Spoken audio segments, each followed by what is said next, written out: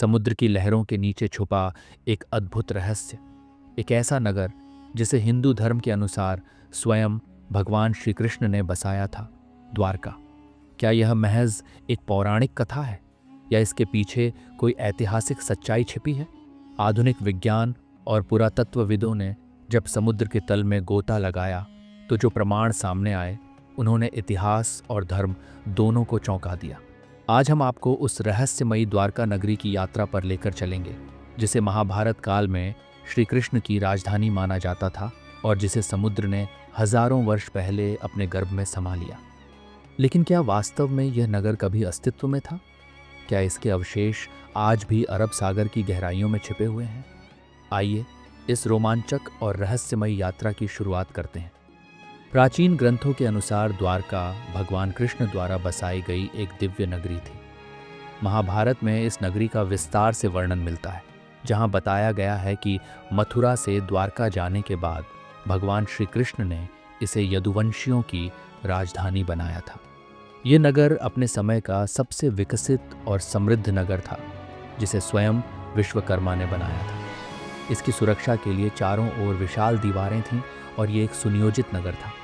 कहते हैं कि यहाँ 9 लाख महलों का निर्माण किया गया था, जो सोने, चांदी और बहुमूल्य रत्नों से जड़े हुए थे। इस नगर में विशाल जलाशय, उद्यान, भव्य मंदिर और सुगठित सड़कों का उल्लेख मिलता है। लेकिन महाभारत के अंत में यह नगर समुद्र में विलीन हो गया, जिसे स्वयं श्री कृष्ण ने भविष्यवाणी के रूप में पहले ही बता दिया था।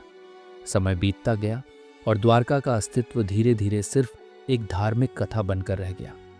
लेकिन क्या यह वास्तव में सिर्फ एक पौराणिक गाथा है या इसके पीछे कोई ठोस ऐतिहासिक प्रमाण भी मौजूद है? यही सवाल 20वीं सदी के एक महान पुरातत्वविद डॉ. राव के मन में उठा। उन्होंने निश्चय किया कि वे समुद्र की गहराइयों में जाकर इस नगर के अवशेषों की खोज करेंगे। 1960 के दशक में भारतीय पुरातत्व सर्वेक्षण विभाग ने गुजरात के तटवर्ती क्षेत्रों में खुदाई शुरू की। लेकिन असली खोज 1980 के दशक में तब हुई जब समुद्र के अंदर पहली बार अद्भुत संरचनाएं देखी गईं। समुद्र के तल में खोजबीन करने के लिए अत्याधुनिक सोनार तकनीकों और स्कूबा डाइविंग उपकरणों का प्रयोग किया गया। शोधकर्ताओं ने पाया कि समुद्र की गहराइयों में विशाल दीवारों, सीढ़ियों, स्तंभों और महलनुमा संरचनाओं के प्रमाण मिल रहे थे। इन खोजों ने इतिहासकारों और वैज्ञानिकों को चौंका दिया, क्योंकि ये संरचनाएं एक नियोजित शहर की ओर संकेत कर रही थी, जो लगभग 9000 वर्ष पुराना प्रतीत हो रहा था।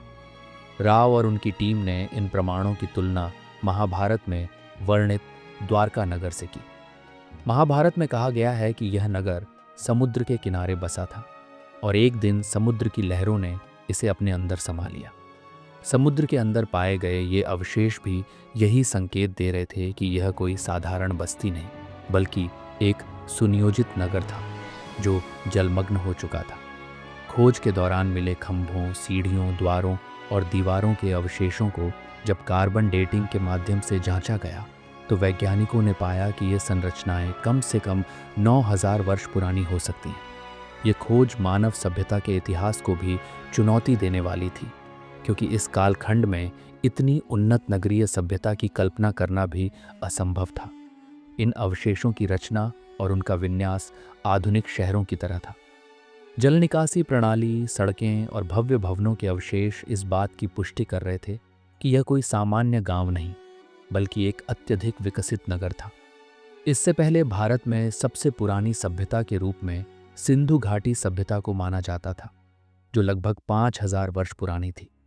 लेकिन द्वारका की यह खोज सिद्ध कर रही थी कि भारत की प्राचीन सभ्यताएं इससे भी अधिक पुरानी थीं। इसके अलावा समुद्र की तलहटी से अनेक शंख, मिट्टी के पात्र, धातु की मूर्तियां, मुद्राएं और आभूषण भी प्राप्त हुए, जो महाभारत कालीन संस्कृति से मेल खाते थे। इनमें से कई वस्तुएं विशिष्ट यदुवंशी संस्कृति की ओर संकेत कर रही थी। इतिहासकारों और वैज्ञानिकों के लिए सबसे बड़ी चुनौती यह थी कि क्या यह वही द्वारका थी जिसका उल्लेख महाभारत में हुआ है? यदि हाँ, तो इसका सीधा अर्थ था कि महाभारत कोई मात्र कल्पना नहीं, बल्कि वास्तविक ऐतिहासिक घटना थी। हिंदू ग्रंथों में वर्णित द्वारका की तुलना अन्य प्राचीन नगरों से की गई। ये देखा गया कि मिस्र, मेसोपोटामिया और हड़प्पा जैसी प्राचीन सभ्यताओं में भी इतने सुव्यवस्थित नगरों का प्रमाण नहीं मिलता। ये खोज सिद्ध कर रही थी कि भारत में उन्नत सभ्यता का विकास बहुत पहले ही हो चुका था। एक और महत्वपूर्ण पहलू ये था कि महाभारत में द्वारका के जलमग्न होने का जो वर्णन किया गया है वह किसी प्राकृतिक आपदा से मिलता जुलता था।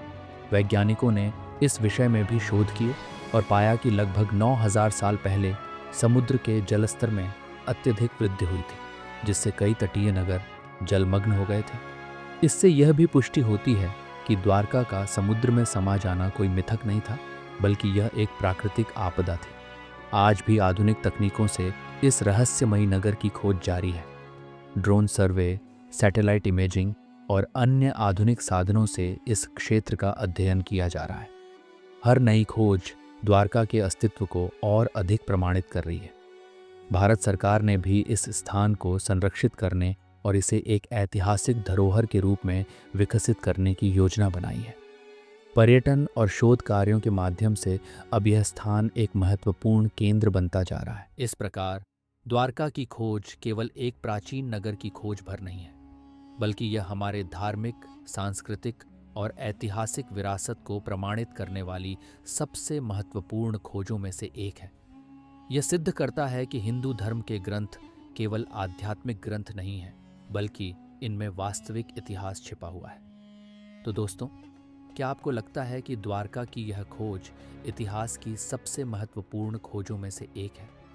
क्या यह महाभारत के वास्तविक होने का प्रमाण देती है? अपने विचार हमें कमेंट सेक्शन में ज़रूर बताइए और ऐसे ही अद्भुत और रहस्यमयी तथ्यों को जानने के लिए हमारे चैनल को सब्सक्राइब करना न भूलें।